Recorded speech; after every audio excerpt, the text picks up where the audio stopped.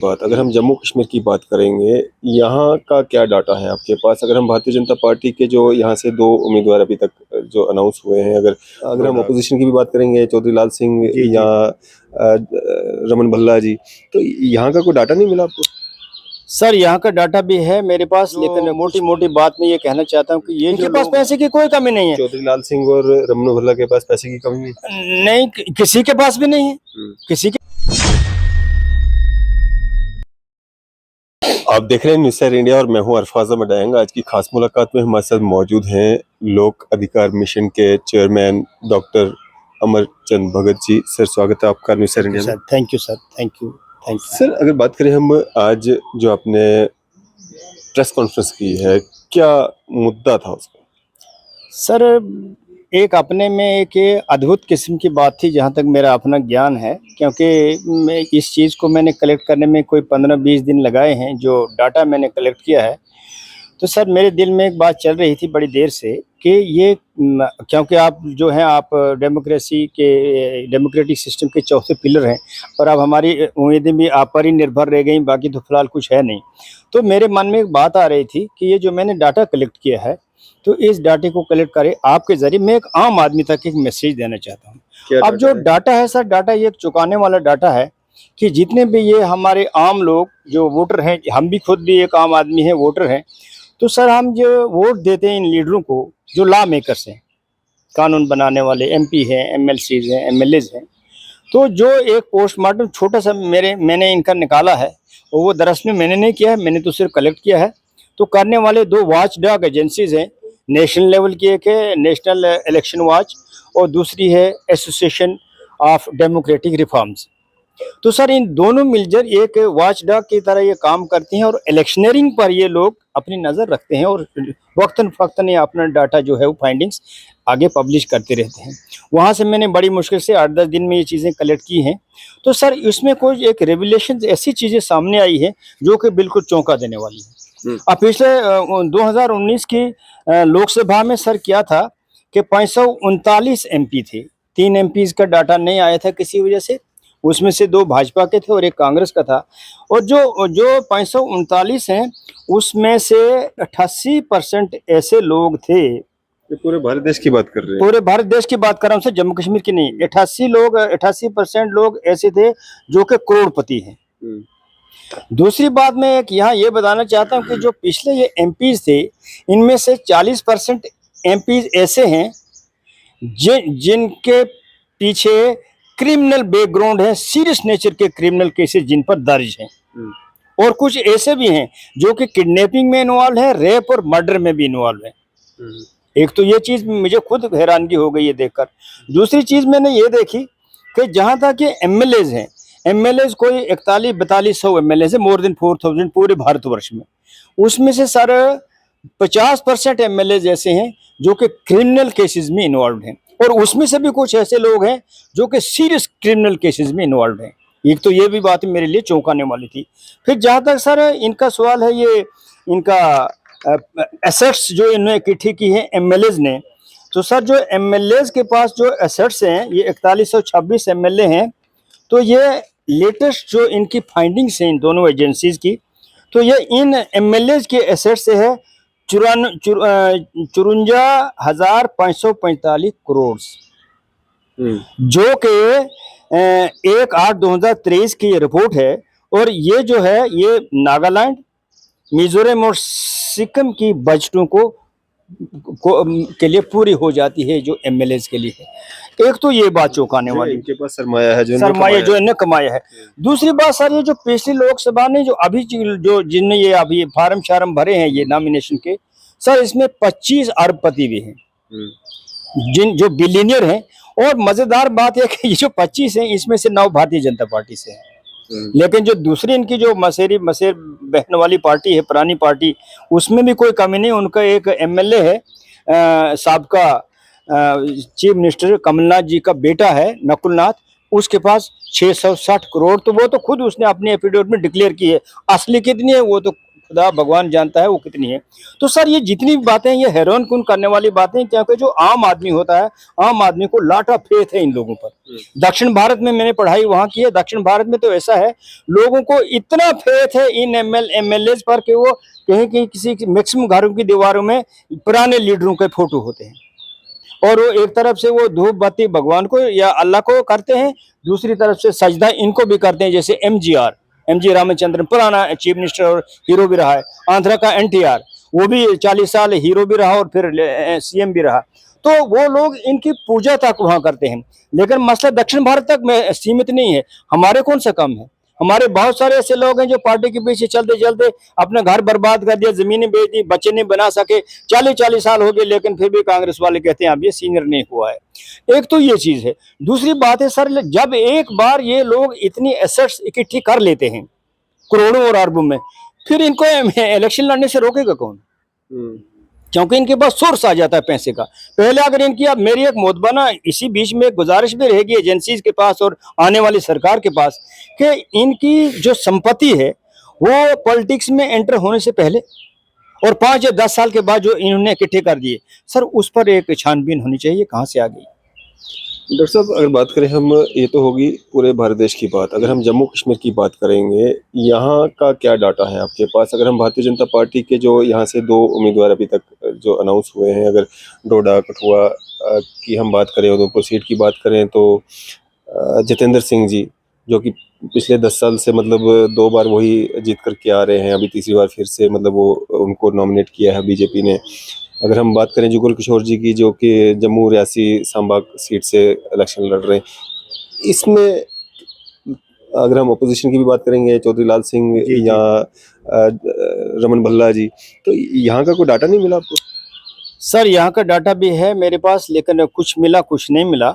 लेकिन यहाँ पर मैं एक जो मोटी मोटी बात में ये कहना चाहता हूँ कि ये जो लोग हैं, इन लोगों ने 10 साल तक मुनासिब नहीं समझा कि हम दोबारा लोगों के बीच में जाएंगे, जिन्होंने हमें यहाँ पर बचाकर एक हिमालयन पोजीशन पर पहुंचा दिया है। ये तो जितेंद्र सिंह और जुगल किशोर की बात, दोनों की बात कर रहा हूँ सर, मैं दोनों की बात कर रहा हूँ सर। ये बिल्कुल नहीं है, they have taken for guaranteed, नहीं तो ये लोग क्या करेंगे? क्योंकि हम फिर जाकर झूठ बोलेंगे, जुमले लगाएंगे, पैसे बांटेंगे और हम वोट ले लेंगे। और आज भी खदशात लोगों के दिमाग में, मैक्सिमम लोग बोलते हैं फलानी जगह से वो हार जाएगा, लेकिन मुझे नहीं पता कि हार जाएगा। अभी भी उम्मीद है कि ये जीत सकते हैं लोग, क्योंकि इन्होंने रिसोर्सेज बनाए हुए हैं, इनके पास पैसे की कोई कमी नहीं है। चौधरी लाल सिंह और रमन भल्ला के पास पैसे की कमी नहीं, किसी के पास भी नहीं है, किसी के पास भी नहीं है।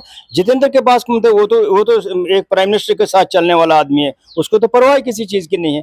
तो सर बात ये है कि प्रॉपर्टी का जहां इनका भी मैं लाऊंगा डाटा, अभी मैंने नहीं लाया, वो मिल जाएगा, वो कोई मुश्किलात नहीं है। लेकिन सर लोग इनसे खफा है, लोग इनसे नाराज हैं, लेकिन फिर भी उन बेचारे मासूम लोगों ने वोट तो डालना है। अब मुझे अपने इलाके से वोट आए, चुनाव वैली से वोट ये फोन आए हैं कि डॉक्टर साहब हम किसको वोट देंगे, तो मैं बोलूं मैं क्या बताऊं किसको वोट देना है किसको नहीं देना है, वो तो आखिरकार उन्हीं की मर्जी है। लेकिन एक गुंजाइश ये भी लोगों के पास होती है कि वो नोटा को वोट डालें, लेकिन मैं किसी को ऐसा गाइड भी नहीं करूंगा कि आप वहां डालें, वो तो उनकी अपनी मर्जी है। आप उनसे मतलब आप अगर ये भी कह लें कि गुलाम नबी आज़ाद हैं या जीएम सरोड़ी हैं, क्योंकि आप लगभग 10-12 महीने पहले मैंने आपको देखा था, आपने उनकी पार्टी को ज्वाइन भी किया। नहीं, वो तो अच्छी बात है सर, लेकिन फिलहाल मैं किसी पर भी इसमें कोई कमेंट नहीं करूंगा कि किसको वोट दीजिए या किसको नहीं दीजिए, क्योंकि जो इस वक्त आज की जो मेरा डीपीएपी में है? नहीं, डीपीएपी में अभी मैं मौजूद हूँ, लेकिन आज का जो मेरी बातचीत है सर, मैं किसी भी पार्टी का नाम नहीं लेना चाहता हूँ, क्योंकि जो भी आज मेरा इंटरव्यू है मैं लेना चाहता हूँ। आप ले सर, बिल्कुल आपको पूरा हक है, लेकिन सर अब मैं किसी पर इस पर कोई तबसरा नहीं करना चाहता हूँ। ऐसा क्या हो गया? मतलब पिछले 10-12 महीने से आप दिख नहीं रहे? नहीं सर, बिल्कुल आप ठीक कह रहे हैं, दिखने रहे। मेरी कुछ अपनी मजबूरी थी घर की, जिसकी वजह से मैं पार्टी की एक्टिविटीज में 10 महीने से नहीं जा पाया हूँ। आप बिल्कुल, मैं आपसे मुतफिक हूँ, लेकिन कुछ ऐसी मजबूरी थी कि मैं नहीं जा पाया सर। पार्टी के अंदर होने के नाते या पार्टी का परिवार होने के नाते, जो है पारिवारिक सदस्य होने के नाते, आप कंपेन तो कर ही सकते हैं कि हमारी पार्टी को सपोर्ट कीजिए, हमारी पार्टी को वोट कीजिए। आप देखिए, बात सर ऐसे है कि मेरे बच्चे जो हैं, 3 बच्चे बाहर हैं, कहीं पढ़ते हैं, घर में हमें अपने घर की मजबूरी होती है। और फिर दूसरी बात ये होती है कि एक हमारे पास कहीं मुश्किल से हम किस्तों पर एक गाड़ी ले लेते हैं, गाड़ी को तोड़ना, अपने पेंशन में से पार्टियों के लिए पैसे खर्चने, सर यहाँ हम लोग प्रॉब्लम हो जाती है, क्योंकि हमें तो ना किसी से मांगा ना हमने किसी ने दिया, तो हम पार्टी अपनी पेंशन पर नहीं चला सकते सर। बाकी इस पार्टी के खिलाफ मैंने आज तक कोई लफ्ज़ नहीं बोला है, क्योंकि मैं व्यक्तिगत किसी पार्टी पर कोई टिप्पणी नहीं करना चाहता हूँ सर। तो बाकी पार्टियों के बारे में बोल सकते हैं, लेकिन अपनी पार्टी के बारे में अपनी पार्टी का भी है, इसमें इस घेरे में तो सभी आ जाते हैं जितने भी हैं। सभी लोग आ जाते हैं, क्योंकि मैंने किसी की तारीफ भी तो नहीं की कि ये फलां पार्टी अच्छी है, ऐसा नहीं सर। मैंने जो डाटा कलेक्ट किया है ये डाटा पूरे भारत का है, और इसमें यहाँ का डाटा मुझे कम मिला है। पूरे भारत देश में अगर आप ही ईमानदार हैं तो फिर आप पार्टी में कर क्या रहे हैं? नहीं सर, अभी मैं पार्टी में कुछ भी नहीं कर रहा हूँ। लेकिन क्यों है, रिजाइन दे दें? हाँ अच्छी, ये इसके बारे में आप रिजाइन दें या नहीं दें सर वो अलग बात है, लेकिन फिलहाल मैं इस पार्टी में अभी मौजूद हूँ सर। अभी मैं पार्टी में मौजूद हूँ, आज के दिन में मैं पार्टी में हूँ, मैं पार्टी में मौजूद है, और मैंने किसी पार्टी विशेष का नाम कहीं नहीं लिया है। आपकी दिली ख्वाहिश क्या है, आजाद साहब कहाँ से इलेक्शन लड़े? आप सर नहीं, वो बड़े आदमी की बात है सर, वो बड़े बड़े, मैं एक आदमी सर आदमी सर, दिली ख्वाहिश क्या है? नहीं सर, मेरी तो पहली ये ख्वाहिश थी कि अनुराग सीट से उनका नाम नहीं चल सर, रहा है। मेरी पहले हमारी सबकी दिली ख्वाहिश ये थी कि आजाद साहब हमारे अपनी होम पार्लियामेंट्री कॉन्स्टिट्यूंसी से लड़े, जो कठुआ उधमपुर है। तो लेकिन अब आजाद साहब बहुत बड़े एक ऊंचे कद के लीडर सर, सबको लाके मतलब उन्होंने कोई फैसला लिया है तो कुछ सोच समझ मैं कुछ नहीं बोल सकता सर, मैं वो नहीं बोल सकता, लेकिन इतनी बात है कि आजाद साहब एक बहुत बड़े ऊंचे कद के नेता हैं, उनको कोई भी मुकाबला नहीं है। तो बाकी सर आजाद साहब को जो हम चाहते थे कि वो लड़े कहाँ से, उधमपुर कठुआ से, लेकिन सर हमारा क्या रोल है इस चीजों को डिसाइड करने? आपने सजेस्ट नहीं किया उनको? बोला नहीं सर, ना मुझे पूछा किसी ने, क्योंकि शायद हमारा लेवल ही उतना नहीं है, ना पूछा तो ना हम बोलेंगे सर ऐसा। आपने उनकी अध्यक्षता में तो यहाँ पे पार्टी ज्वाइन की थी? पार्टी ज्वाइन की, लेकिन सर अब उनके जो सलाहकार कुछ और होंगे सर, हम नहीं है सर। ऐसा क्या है, कोई नाराजगी है? नहीं सर, ऐसी कोई बात नहीं सर, मेरी कोई व्यक्तिगत आजाद साहब के साथ कोई नाराजगी नहीं है, कोई नाराजगी नहीं सर। सलाह करूंगी सर? नहीं सर, ऐसा कुछ नहीं है, ऐसा कुछ नहीं सर, मेरा व्यक्तिगत किसी के साथ भी नहीं है। मेरे एक जनरल मैसेज, मैंने ये थोड़ा बोला कि वो पार्टी बहुत अच्छी तो वो दूध के धुले हैं और ये तलवार की धार पर चलने वाले, ऐसा कुछ नहीं। आजाद साहब कितने करोड़पति हैं? नहीं सर, ये मुझे कुछ मालूम नहीं सर, कुछ मालूम नहीं है, मैं बिल्कुल गलत नहीं बोल रहा। भारत देश के एमपी का डाटा ला रहे हो तो आजाद साहब डाटा सर मैंने वो नहीं मिला वहां मुझे, लेकिन आजाद जिस पार्टी में थे उसका तो बहुत कुछ है मेरे पास, कांग्रेस का मेरे पास बड़ा कुछ है। उसमें आजाद साहब भी आते हैं? नहीं, इनका व्यक्तिगत नहीं मुझे मिला, लेकिन सब कुछ मिल जाता है, लेकिन बाकी साहब भी है ना इनमें एमपी? नहीं, अब उनके पास क्या है क्या नहीं, लेकिन इस रिपोर्ट में फिलहाल मुझे नहीं मिला सर।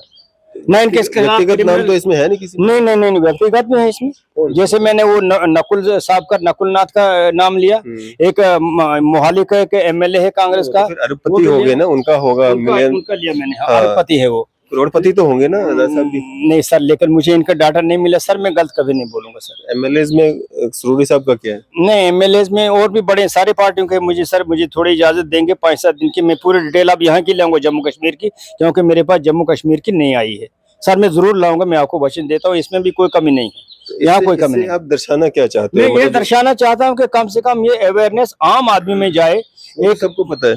नहीं है पता सर, सबको पता सर ये पता नहीं है, नहीं सर, नहीं, जो मैंने आज ये किया सर ये आम आदमी को पता नहीं सर, बल्कि पढ़े लिखों को भी पता नहीं है। हाँ, हमारे मीडिया कर्मियों को पता हो सकता है, और सबकी उम्मीद सर आप मीडिया पर है, बाकी की, और मेरी भी उम्मीद आप पर है कि जो छोटा मोटा ये डाटा मैंने बनाने की कोशिश की है सर, आप इसको कहीं इसको टूल देंगे, ये कहीं ऊपर जाएगा तो लोगों को समझ आ जाएगी सर। और आप कहाँ से इलेक्शन लड़ना चाहते हैं?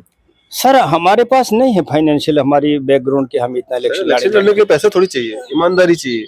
ईमानदारी से कहाँ लड़ते साथ में, अगर 50 आदमी लेने होंगे एक जगह से दूसरी जगह, मुझे वो पेट्रोल नहीं होगा, किराया नहीं होगा, तो कैसे ले जाऊंगा? महराज मलिक लड़ रहा है ना बिना पैसे के? बिल्कुल लड़ रहा है, महराज मलिक एक यूनिक ढंग से लड़ रहा है। महराज मलिक में 1-2 कमजोरियां हैं, क्योंकि उनका जो है रेश हो जाते हैं, उनका जो मिजाज थोड़ा ठंडा नहीं है, otherwise Maharaj Malik is a nice person, मैं कभी गलत नहीं बोलूंगा।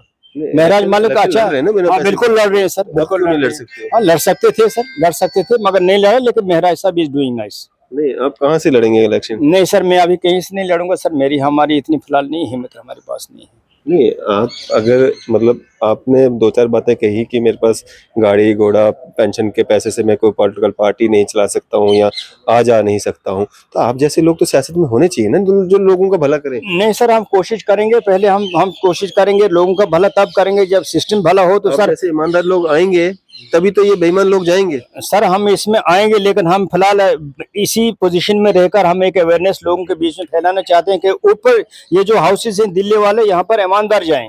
अब देखें सर, जैसे इलेक्टोरल बॉन्ड की बात है, इलेक्टोरल बॉन्ड को इन्होंने एक ये तरमीम की इस रूल को 1985 में, फिर की 2018 में। 2018 में ये कर दी कि कोई जितना भी देना चाहता है वो दे सकता है, और उसके लिए उन्होंने रूट क्या रखा, थ्रू इलेक्टोरल बॉन्ड्स, और ठेकेदार बनाया एसबीआई को। और उन्होंने क्या किया कि 20,000 एट ए टाइम, 20,000 से ज्यादा मतलब मैं नहीं दे सकता किसी पार्टी को, लेकिन वो जितने नंबर ऑफ टाइम दे दी, चाहे वो 1000 बार भी 20,000 दे, तो वो बात तो एक ही हो गई सर। तो अभी इस पर प्रतिबंध लगा दिया, माननीय सुप्रीम कोर्ट ने प्रतिबंध लगा दिया है। तो सर हमारा कहना यह भी है कि सुप्रीम कोर्ट की हम तारीफ करते हैं, सुप्रीम कोर्ट ने ये बहुत अच्छा कदम उठाया है। और जो भी ये डोनेशन का सिस्टम है, डोनेशन का जो सिस्टम है, ये दबा नहीं रहने चाहिए, रिवील होने चाहिए पूरी पब्लिक में। और जितनी भी डोनेशन को 500 भी देता है तो ये पब्लिक डोमेन में जाना चाहिए कि यहाँ से कितनी डोनेशन आई है। असेंबली इलेक्शंस में क्या डॉक्टर अमरचंद भगत जी हमें दिखेंगे किसी सीट से लड़ते हुए? नहीं सर, वो मेरे तक नहीं है। अगर कोई मुझे समझेगा इसके काबिल, लेकिन जो हमारे लोग, हमारी तरह जो पैसे के हिसाब से फाइनेंशियली कमजोर लोग होते हैं सर, हमारे जैसे को कहाँ लड़ने देते हैं सर। लेकिन मेरी कोशिश, अभी एमपी इलेक्शन में लोग खड़े हुए हैं जिनमें इंडिपेंडेंट भी बहुत सारे हैं, जिनमें महराज मलिक भी एक मिसाल है, और भी बहुत सारी मिसालें हैं। स्वर्ण सिंह जलाल साहब डोडा से हैं, बहुत लोग लड़ रहे हैं इलेक्शन। ऐसा क्यों आप कह रहे हैं कि बिना पैसे के नहीं लड़ सकते? सर इसमें देखेंगे, विचार करेंगे, अभी टाइम आने वाला है। आप लोगों की शुभ चिंताएं आप हमारे साथ हैं, आपकी आइडियोलॉजी, इस आइडियोलॉजी पर हम गौर खोज करेंगे सर। ऊपर वाले ने अगर हमें सेहत बख्शी तो हम जरूर कोशिश करेंगे सर। डीपीएपी की टिकट पर लड़ेंगे सर ये कोई पता नहीं है, ये कोई पता नहीं सर। इस पर पार्टी में है तो फिर क्या? पार्टी में हूँ सर, लेकिन अभी मैं नहीं, मुझे किसी पार्टी पर कोई तबसरा नहीं करना सर। अभी मुझे पार्टी में न किसी के फेवर मैंने बोला, मैंने अपनी पार्टी की भी कोई तारीफ नहीं की, ना अपनी पार्टी की मैं कोई निंदा। हो तो तारीफ करो, उसमें क्या दिक्कत? नहीं सर, नहीं अभी क्योंकि आज का जो मेरा मुद्दा था ये एक जनरल टॉपिक था, या एक पार्टी विशेष को लेकर मुझे नहीं बोला। अगर मैं अपनी पार्टी की तारीफ करूंगा तो फिर ये जो इतना मैंने बोला तो वो बात ठीक नहीं जगती सर। लोग सब कुछ देखेंगे, सुनेंगे। अच्छी बात है, लोग देखें सर, लेकिन मैं किसी भी पार्टी विशेष पर टिप्पणी सर आज के दिन में नहीं करना चाहता हूँ। आप टिप्पणी नहीं कीजिए, लेकिन सवाल पूछना तो हमारा काम नहीं, आप पूछे सर, लेकिन नेक्स्ट टाइम जब हमें 10 महीने के बाद या 12 महीने के बाद मौका मिला है। बड़ी अच्छी बात है सर, जब हम नेक्स्ट में फिर 1 हफ्ते के बाद तैयार होकर आ जाऊं, जितने मर्जी क्वेश्चन पूछे, लेकिन आज मैं भी ये मन बनाकर आया कि मैं पार्टी से रिलेटेड होंगे। बड़ी अच्छी बात है सर, हमें कोशिश करेंगे जवाब देने की। लेकिन आज मैं इस इंटेंशन से नहीं आया हूँ कि मैं किसी पार्टी विशेष को लेकर बात करूँ सर। चलिए, शुक्रिया हमारे से बातचीत। थैंक यू सर, बहुत बहुत शुक्रिया। ये थे हमारे साथ डॉक्टर अमरचंद भगत साहब, चेयरमैन हैं, और बातचीत कर रहे थे लोक अधिकार मिशन से। आपकी इस पे क्या राय है? अभी अपनी राय जो है जरूर साझा कीजिएगा। इसी तरह की मजीद अपडेट्स के लिए आप देखते रहे न्यूज़ इंडिया। मैं अरफाज अहमद, कैमरामैन शाहनवाज के साथ।